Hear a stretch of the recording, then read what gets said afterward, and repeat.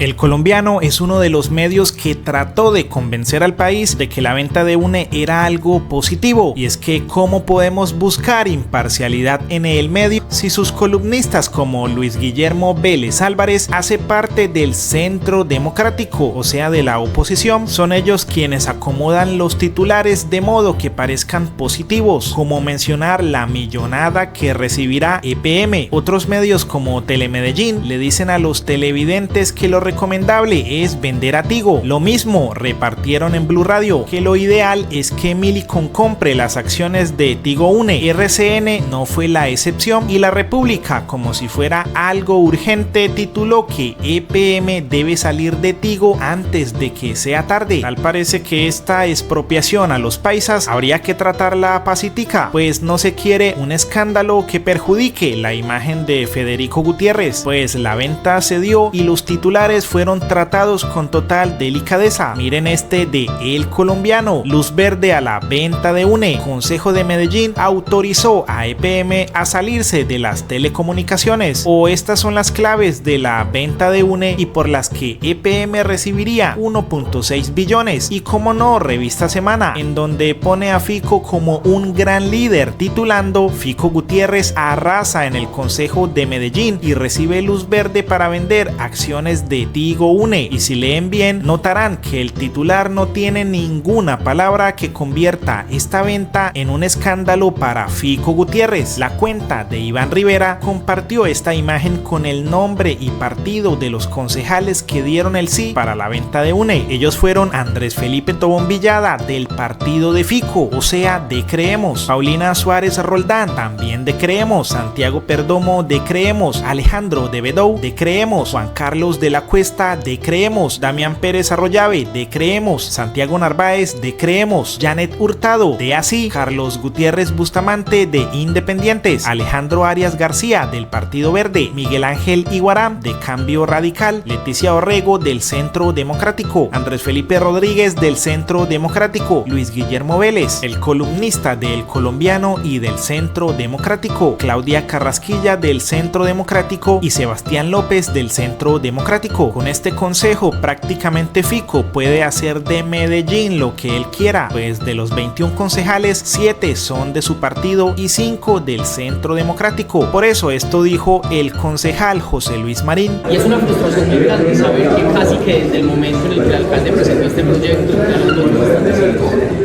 porque el alcalde tiene unas mayorías que se han expresado siempre en cada proyecto que presenta, y más allá de los argumentos que se presenten, es como si esas mayorías aplastantes siempre se manifestaran.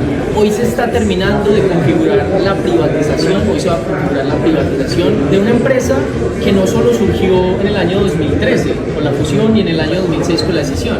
Es que la empresa de telecomunicaciones de Medellín nació en 1914 y hay una experiencia y un conocimiento acumulado. Y es que Fico no lleva ni el año en la alcaldía y ya se deshizo de UNE, olvidando estas palabras que decía en 2011. Hay que diferenciar entre los dos debates de privatizar a UNE y a EPM. Lo ideal es que UNE no se privatice, pero hoy ni siquiera un debate amplio es capaz de hacer. Como el alcalde no cumple la palabra que nos dio en la reunión previa a la presentación del proyecto de convocar el más amplio debate ciudadano, donde pudiera participar todos los sectores políticos, donde pudiera participar todos los sectores académicos, que fue la promesa que el alcalde nos hizo a los concejales en el piso 12 para la presentación de este proyecto, la comunidad se toma la palabra. Si fuera un negocio tan malo, ¿usted cree que Millicom iba a estar ahí encima queriendo quedarse con todo? Lo que ha estado es mal administrada y descuidada por parte de EPM, nuestra casa matriz. Por eso Daniel Quintero así se pronunció. Semana: en Medellín no celebramos lo que ha hecho este consejo vendido, y alias Fico acabando con nuestras empresas públicas. En la foto un mejor titular, y tachó este titular de Semana para que dijera: Fico Gutiérrez arrasa Medellín. La historia de Medellín se divide en dos: el tiempo en que los abuelos construyeron a las empresas públicas y el tiempo en que un montón de pícaros, vagos y asolapados las vendieron. El representante Alejo Toro comentó: UNE fue un mal negocio y ahora gracias a estos concejales también es un gran regalo para una multinacional. Nos tumbaron, el pueblo no olvida. Toda mi solidaridad a los trabajadores y al sindicato, gracias a los valientes concejales dignos ante sus convicciones. Y Juan Carlos Upegui dijo: Federico Gutiérrez llegó a privatizar las empresas públicas de Medellín a pupitrazo. Así gobierna la derecha. Millicom desmanteló el patrimonio público. Esa fusión fue un error histórico, es la mayor tumbada que ha tenido Medellín. Entregaron la infraestructura, las torres, terminaron con todas las condiciones laborales. Estamos aquí en un debate definitivo sobre el futuro de la principal empresa de telecomunicaciones de Medellín y no hubo ninguna referencia relevante a las principales críticas que existen hoy en la ciudadanía con respecto a este proyecto. No se está respondiendo al principal cuestionamiento que tiene este proyecto, que no hay una valoración actualizada de las acciones. Se le está pidiendo a este consejo que dentro de su fuero, dentro de su responsabilidad, dentro de su representación popular, vote la venta de una compañía pública sin una valoración actualizada. Se ha puesto de presente la necesidad de tener en cuenta aspectos laborales dentro de este proyecto de acuerdo. Hay unos trabajadores que no pueden además ser estigmatizados, antioqueños que no son mencionados en el proyecto de acuerdo. ¿Saben por qué se apela a la división? ¿Saben por qué se apela a la estigmatización? Porque se sienten inseguros con este proyecto de acuerdo. ¿Saben el afán con el que se ha dado esta discusión? La ausencia de la participación de las universidades. Y aquí tenemos que trabajar articulados con el gobierno nacional para dar esta discusión. Aquí se pueden tener diferencias políticas, pero populismo es no poner primero la ciudadanía por encima de esas diferencias políticas. A ver, yo el primero que quiera privatizar EPM. Entonces, ¿cuál es el sentido de esta argumentación en la cual se nos viene a decir aquí que lo público hay que privatizarlo todo? Esa tesis es irresponsable en este debate. Estos expertos le están faltando el respeto a la discusión en Medellín. Aquí no estamos discutiendo si vamos a privatizar el conglomerado público de la ciudad bajo tesis neoliberales. Eso no lo estamos discutiendo aquí. Estos expertos están perdidos, están desconectados de la discusión, porque no es cierto que solo lo privado puede ser eficiente. Eso es mentira, porque es que aquí se cae también esa tesis con la cual están hablando los expertos. Si los privados fueran mejores que los públicos, ¿por qué cuando le entregamos el control de UNE a un privado tenemos estos estados financieros desastrosos? El patrimonio como ha venido reduciéndose. Entonces no es cierto que los privados son mejores administrando, no. Y yo les recuerdo a todos, esto es una corporación pública. Nosotros como concejales estamos defendiendo los intereses públicos. Recordemos que en abril de 2024, Pacho Santos hizo varias publicaciones como esta, afirmando que varios senadores se habían robado nuestras pensiones. El señor fue bastante específico, pues etiquetó tanto a las cuentas de los congresistas como a las de su partido. Y como no fue suficiente, a cada senador le hizo un montaje donde detalló su nombre, su foto y las frases "expropió nuestra pensión" y "cómplice de robo". Te robó tu pensión, te la expropió. Te robaron tu futuro, te robaron tu pensión, te la expropiaron. Mira, pero te robaron, me robaron, te robaron la pensión. Este es el primero de muchos robos donde vamos a acabar como Venezuela. Lo que no entendemos es cómo un señor que fue vicepresidente cree que no existe el delito de injuria y calumnia, o aún peor, crea que pueda hacer y deshacer sin que la justicia lo toque. Y así el señor hizo una larga, pero larga lista, diciéndole a estos congresistas expropiadores y cómplices de robo. La acusación del señor Santos continuó haciendo preguntas como estas: ¿cómo son las conversaciones de los traidores del Congreso? Respondiendo con esta imagen, tal parece de su propia autoría, en donde los congresistas decían que no les interesaban las pensiones de los colombianos, sino que querían mermelada, o que se robaban las pensiones y les llegaba mermelada. Por consiguiente, varios colombianos salieron a marchar con los carteles que había publicado Pacho Santos, haciendo cánticos como estos: ¡Venden la nación! ¡Los que venden la nación! ¡Míralos!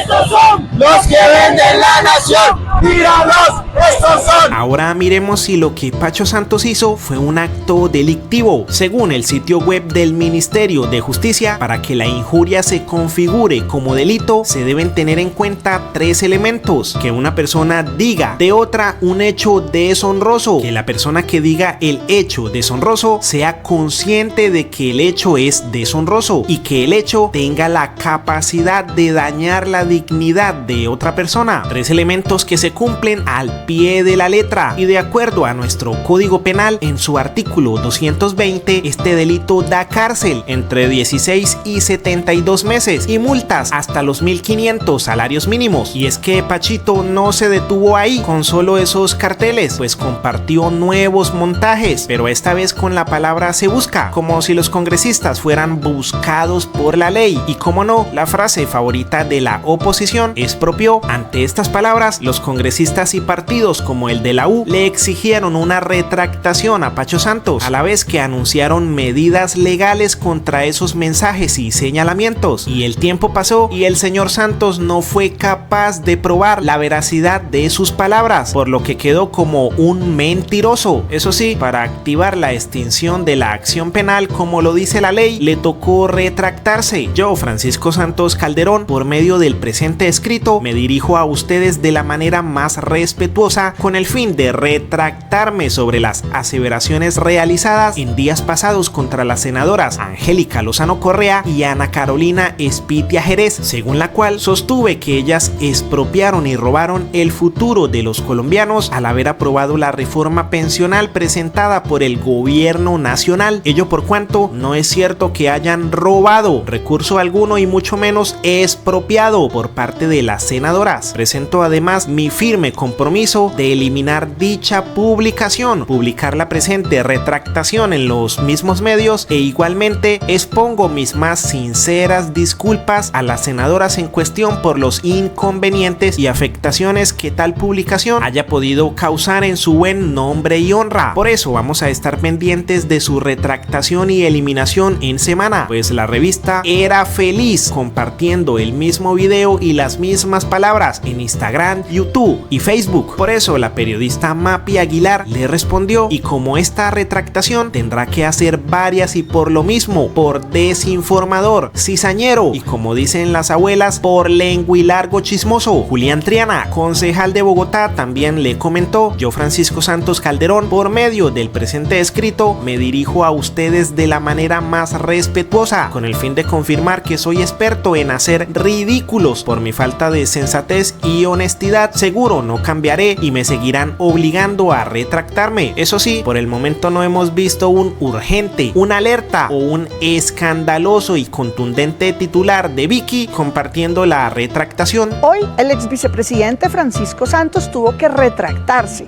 por orden judicial de las mentiras y difamación que hizo contra mí.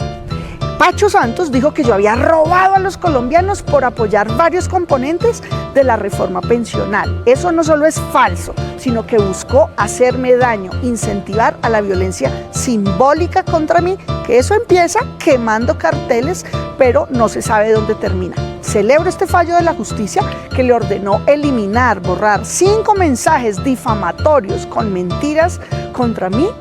Y la invitación para él y para todos los colombianos: podemos debatir, discrepar, no estar de acuerdo, pero con verdades y con argumentos. No se vale la mentira y la incitación a la violencia para destruir a aquel con quien no estamos de acuerdo. La Ley 2013 de 2019, entre otros, tiene por objeto dar cumplimiento a los registros de conflictos de interés, en los que se recalca que los servidores públicos electos mediante voto popular están obligados a hacerlo. Pero ¿para qué sirve todo esto del conflicto de interés? Según el Consejo de Estado, esta conducta es aquella en que incurre un servidor público en la que, movido por un interés particular, toma una decisión o realiza alguna gestión en provecho suyo, de un familiar o de un tercero y en perjuicio de la función pública. Por ello, la norma exige que ante la pugna entre los intereses propios de la función y los particulares del funcionario, este debe declararse impedido, pues es la manera honesta de reconocer la existencia de esta motivación y el deseo de cumplir con las funciones del cargo de manera transparente e imparcial. El conflicto de interés se presenta cuando se tiene un interés particular y directo en la regulación, gestión, control o decisión del asunto por parte del cónyuge o compañero del servidor, parientes o socios de hecho o de derecho del servidor público. La normativa colombiana identifica las situaciones de conflicto de interés como las siguientes: una relación contractual o de negocios, un heredero o parientes en una de las entidades públicas que concurran al respectivo proceso. Esta pequeña explicación nos condujo a esta pregunta que le hizo Gustavo Petro a el alcalde de Medellín. La intervención del alcalde en los asuntos de ISA no es un conflicto de interés, ya que su hermana tiene un alto cargo en esa empresa, pues el alcalde se había pronunciado sobre el nombramiento del nuevo presidente de ISA, y la respuesta de Fico a Petro fue decir que su hermana no trabajaba en ISA, que trabajaba en una de sus filiales hace muchos años y que no existe ningún tipo de conflicto de interés. Dijo que de existir sería el primero en declararlo, pero a Fico se le olvidó algo muy importante, y es que no todos los medios están de su parte y nosotros podemos decirle en la cara que es un mentiroso. Tomemos solo este fragmento de su respuesta: no existe ningún tipo de conflicto de interés, y vayamos a la declaración de conflictos de interés que el mismo Fico llenó y compartió en 2024 como alcalde de Medellín, allí en donde se pregunta si tiene algún pariente con intereses personales que son susceptibles de generar una posible situación de conflicto de interés. Él marcó que sí, y en la casilla donde llena los datos de la persona con este conflicto de interés escribió los datos de Catalina María Gutiérrez Zuluaga, y así el mismo Fico describió este conflicto. Trabaja en Internexa S.A. como directora de cumplimiento y se abstiene de participar en los negocios que se tengan con el distrito y sus entidades del conglomerado. Pero así no son las cosas, Fico. Por esa frase, Internexa no va a dejar de ser una empresa importante en negocios con el distrito y los conglomerados, pues Internexa hace parte de ISA y es una empresa donde ISA tiene participación mayoritaria. Que no nos venga con el cuento de que como su hermana se abstiene de participar en los negocios que se tengan con el distrito, la empresa va a dejar de hacerlo. Por eso el exalcalde Daniel Quintero compartió esta publicación urgente. Esta es la afortunada hoja de vida de la hermana del alcalde de Medellín, Catalina Gutiérrez. Todos los puestos los consiguió en entidades públicas asociadas a la alcaldía cuando Federico Gutiérrez fue concejal o alcalde. Además agregó esta imagen donde en el perfil de la señora Catalina Gutiérrez detalla su participación en Tigo Une e Internexa. Al lado derecho, nuestra imagen confirmando la veracidad de la información. También agregó: en enero, alias Fico dijo en una declaración juramentada que tenía un conflicto de interés al tener una hermana en ISA ganándose 40 millones mensuales. Lo que no contó es que esa hermana consiguió ese puesto mientras él era alcalde de Medellín en su primer periodo. Pícaro.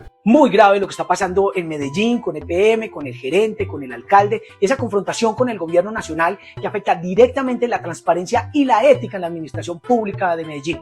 Hay que recordar que recientemente se ha descubierto una situación muy preocupante que involucra al actual alcalde de Medellín, el señor Federico Gutiérrez, que como presidente de la Junta Directiva de Empresas Públicas de Medellín, EPM, el alcalde tiene el rol fundamental en las decisiones que afectan a esta empresa y también a sus filiales.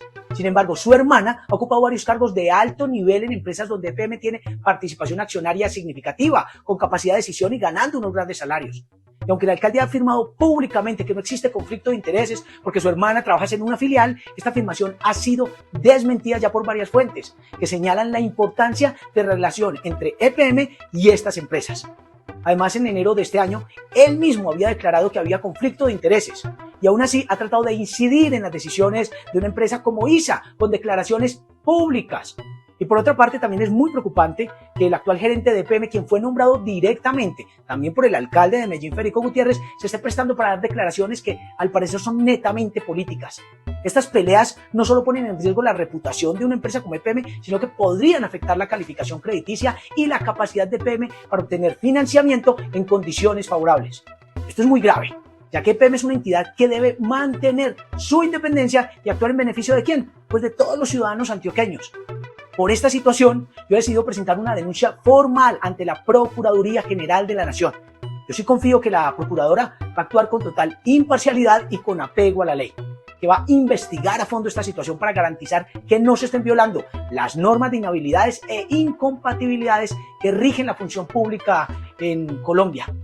Bueno, nuestra misión es clara. Hay que proteger la transparencia en la administración pública, hay que asegurar que se tomen decisiones sin conflictos de intereses. Bueno, vamos a estar muy pendientes del desarrollo de esta investigación y estarles informando lo que pasa.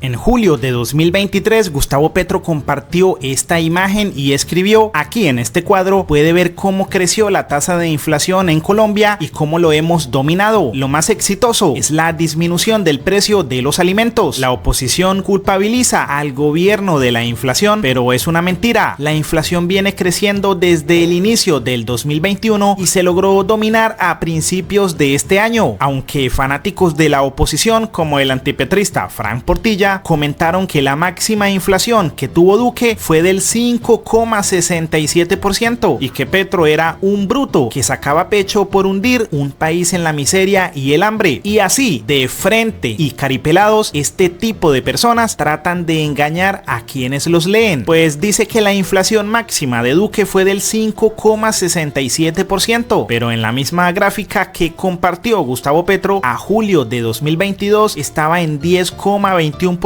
Lo peor del señor Duque es que nunca logró controlar la inflación, pues en enero de 2021 arrancó en 1,6 y 18 meses después de un crecimiento constante llegó a 10,21, subiendo 8,61 puntos. Pero eso sí, en menos de un mes de Petro haber recibido la presidencia, ya Vicky tenía armado su escándalo con la inflación. Los colombianos ya no pueden más, todo está cada vez más caro. La inflación llegó a 10,84%. La pregunta es, ¿por qué no hizo este escándalo un mes atrás cuando aún estaba Duque en la Casa de Nariño? El mismo Copia y Pegue hizo Noticias Caracol contándole a todo Colombia que con Petro había inflación, pero la diferencia de hablar de inflación con Iván Duque es que la situación no era culpa de él, como puede evidenciar en este titular, y es que miren cómo los medios nos hacen creer que algo va bien cuando en realidad va mal. Con Duque la inflación venía creciendo mes a mes sin parar, y cuando en mayo bajó un poquitico, titularon que las medidas que estaba utilizando Duque estaban surtiendo efecto, haciéndolo quedar como El Salvador. Lo peor es que los siguientes 2 meses la inflación subió, pero como la noticia era negativa, ya Caracol Radio no mencionó a Iván Duque, pues ya saben, la estrategia de asociación: si es malo, no toques a Duque, pero si es bueno, ponlo en la portada. Y así, con esa misma estrategia, empezó el asedio contra Petro. Las tácticas iban desde decir que un pan valía 5.000 pesos, contándole a sus lectores que la directora de Semana se mostraba preocupada por los efectos que ya se están sintiendo en el país a causa de la inflación. Lo chistoso es que en vez de informar que la inflación estaba bajando justo en ese mes, querían dar la noticia de lo contrario. Desde la FM crearon pánico con un pollo a 40.000, por lo que el periodista Luis Carlos Vélez fue víctima de memes y aclaraciones. La inflación toca el bolsillo de los colombianos, por eso es un arma importante para implantarse en el corazón de las personas. Vicky Dávila lo sabe muy bien y por eso es una de las palabras que usa para atacar y defenderse, pero hay que saber utilizarla, pues aunque la inflación está bajando con Petro, no puedes decir que está bajando. Por eso tienes que poner con mucho cuidado que la inflación sigue siendo elevada. Recuerden, por nada del mundo hay que decir que está bajando. Es más, hay que nutrirla de más miedo, colocando palabras más terroríficas como hiperinflación. Pero cuando digas que la inflación está cediendo, no menciones a Petro. Di que es por cuenta de las políticas independientes del Banco de la República. Y cuando veas que la inflación baja y baja sin parar, agárrate de Argentina o de Venezuela y trasládalo a Colombia asociándola a las políticas de Petro. Eso sería como hablar de una enfermedad en otro país, mencionar a Colombia y concluir que en Colombia también existe esa enfermedad aunque no la haya. La estrategia fue acompañada de titulares como Economía colombiana rumbo al desastre, escrita por Wilson Ruiz Orejuela, quien fue ministro de Justicia de Iván Duque, dejando ver la estrategia política que tienen. pueden decir que Colombia se está destruyendo y después escribir otro artículo en el que son ellos los que reconstruirán a Colombia en 2026, toda una campaña política? Pues para estos señores del pánico va esta publicación del Banco de la República. La reducción de la inflación es una de las más fuertes que hemos observado en más de 100 años de existencia del Banco de la República para un lapso de menos de año y medio. Gerente Leonardo Villar en la instalación del simposio número 35 de Mercado de Capitales de Asobancaria. El Banco de la República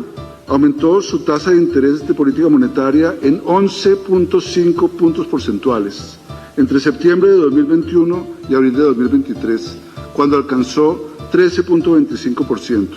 En ese momento la inflación había alcanzado su nivel máximo cercano a 13.4%. Desde entonces, la inflación ha disminuido en más de 6.5 puntos porcentuales, hasta el 6.86% en julio de 2024, que es la última cifra disponible.